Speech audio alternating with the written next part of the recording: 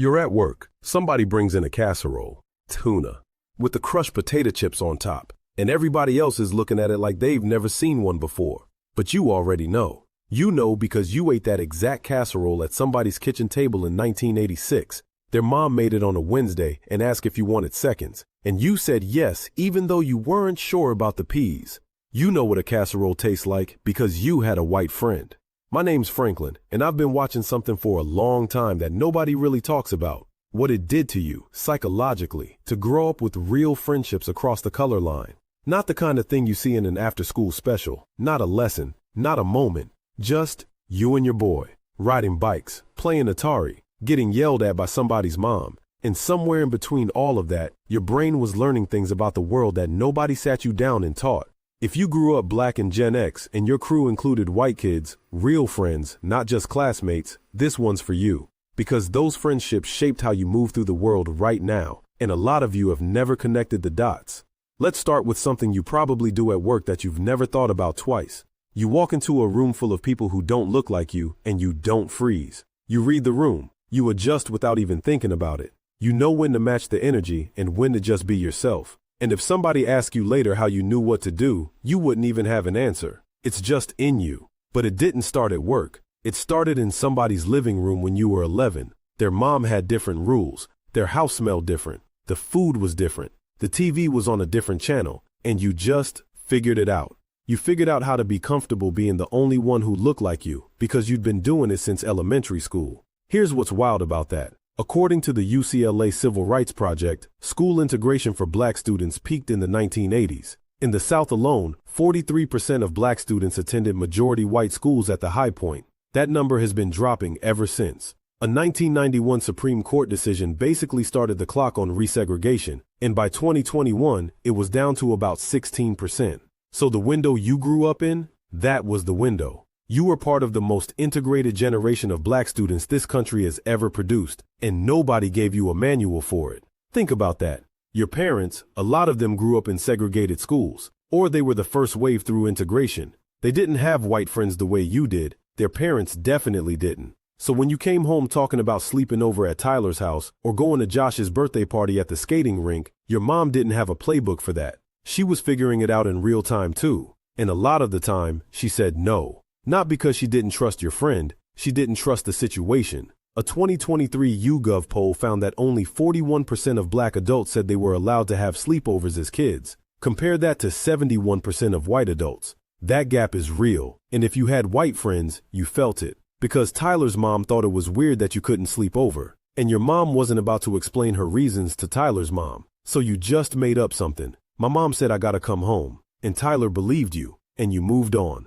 But here's what happened underneath that. You learned how to navigate two sets of rules before you were 12 years old. At your house, you took your shoes off at the door. You didn't open other people's refrigerators, and if a grown-up was talking, you disappeared. At their house, kids just walked in and out of the kitchen like they owned it. Their dad was on the couch in shorts watching the game and talking to them like they were friends. That was new. A lot of you remember the first time you saw a white kid talk back to their parent and nothing happened. No belt. No look, no wait till everybody leaves, just a conversation. And your brain filed that away. You didn't judge it, you just noticed it. And years later, when you had your own kids, some of you pulled from both systems. You were the parent who talked to your kids like people, but still had a line they knew not to cross. That didn't come from a book. That came from sitting in two different living rooms and watching two different versions of family operate in real time.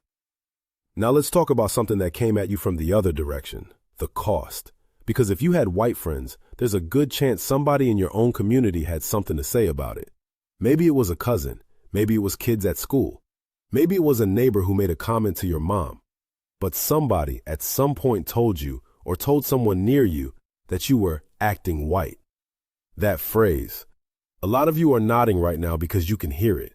You can hear the exact voice that said it. Research out of the University of Michigan found that the acting white accusation is one of the most common forms of cultural invalidation experienced by Black youth. And one of the biggest triggers, interracial friendships. Not just how you talked or how you dressed, who you hung out with. Your friend group was enough to get your Blackness questioned. And the accusation didn't usually come from white people. It came from other Black kids. A study from Kent State found that it's really about identity negotiation. What happens when different versions of black experience run into each other? The kid who grew up around mostly black kids and the kid who grew up around mostly white kids didn't always recognize each other as the same thing. And instead of figuring that out, one of them got labeled. If you were the one who got labeled, you remember what it felt like. You weren't trying to be anything. You were just going to your friend's house after school. But suddenly your friendships were political, and you were 10. A lot of you handled it the same way. You kept both worlds running, but you stopped mixing them. You had your white friends at school and your black friends in the neighborhood, and you kept those circles apart like church shoes and play shoes. Not because you were ashamed of either one, because you were tired of explaining. And here's the thing nobody says out loud. You were doing something your parents' generation couldn't even imagine doing. You were building real relationships across lines that had been hard walls for their entire lives. The Axios news outlet ran a feature in 2024 that called Gen X the last generation of school racial integration. Scholars they interviewed said those integrated schools gave students more perspectives, better debates, and friendships that crossed political and racial divides. And the kids who lived it? You were the experiment. You were the proof of concept, and nobody ever told you that. Let's slow down and talk about the good stuff, because those friendships gave you things that don't show up in any study, and you carry them every day. You learned music you wouldn't have found on your own. Somebody's older brother was playing Def Leppard in the garage while you were trying to figure out why it was so loud. Or you put a Run DMC tape in at their house and watched their face change when they actually liked it. Mixtapes went back and forth. You gave them something, they gave you something. Nobody made a big deal about it. It was just what happened when you were friends. You learned how to eat things your mama didn't make. Meatloaf with ketchup on top, tater tot casserole, mayonnaise on everything. And when they came to your house, they tried whatever your mom put in front of them and had the good sense to say thank you. Some of them are probably still chasing that macaroni and cheese. You know the one, the baked one, with the crust. You went places your family didn't go. Camping, lake houses, beach trips where people brought coolers full of sandwiches cut into triangles. You went to birthday parties at Chuck E. Cheese and pizza places with pitchers of soda on every table. And in return, you brought them into your world. You taught them how to play spades without even trying to teach them. They just watched and figured it out. Or they didn't, and you roasted them, and that was the lesson. Those friendships taught you something about trust that's hard to explain. Because when you're 10 and your friend is white and you're at his house and his mom is making you a plate, a real plate, not a polite plate, you learn something that no speech about diversity is ever going to teach you. You learn that people are just people. That most families are doing the same thing yours is doing, just with different seasonings. That there are good houses and weird houses, and loud houses and quiet houses, and the color of the family doesn't tell you which kind it is, and you carry that. You carry it into every job interview, every new neighborhood, every first day at a new school for your own kids. You don't freeze in mixed rooms because you've been in mixed rooms your whole life. That's not something you were taught. That's something you lived. But let's be honest about the other side too, because some of those friendships had limits, and you found them. Maybe it was the first time you went to your friend's house and his grandma looked at you a certain way. She didn't say anything. She didn't have to. You were a kid, and you already knew that look meant something. Your friend didn't notice, or he did and didn't know what to do. Either way, you filed it. You didn't bring it up. You went back next week and pretended it didn't happen, because the friendship was worth more than the look. Maybe it was the time your friend said something about your hair. Not mean, just clueless. Why is it like that? And you had a choice. Explain, get mad, laugh it off. Most of you laughed it off, because you were 12 and you didn't have the language yet, and honestly, they didn't either. You were both just kids fumbling through something nobody had prepared either of you for. That podcast host Anthony Reeves called it trial and error. He said both black and white Gen X were moving into a period where their parents' playbooks didn't apply anymore.